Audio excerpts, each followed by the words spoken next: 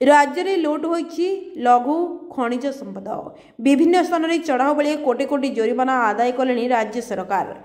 जनवरी 2022 रु अक्टोबर 2025 3 वर्ष प्राय 126 कोटी जोरिमाना आदाय होइछि। विधायक गौतम बोधदास प्रश्नर गृह उत्तर देइछथि इस्पात और खनि मंत्री विभूतिभूषण जेना।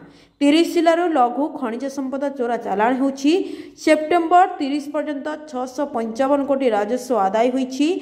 लघु खनिज द्रव्यर चोरा चालाण पाई 30 जिले में 15,187 धरपकड़ होइछि। यह सहित 3,119 मामला रुजु होइछि। 126 कोटी 51 लाख 78 हजार जोरिमाना आदाय होइछि। रिपोर्ट विकल्प समाचार।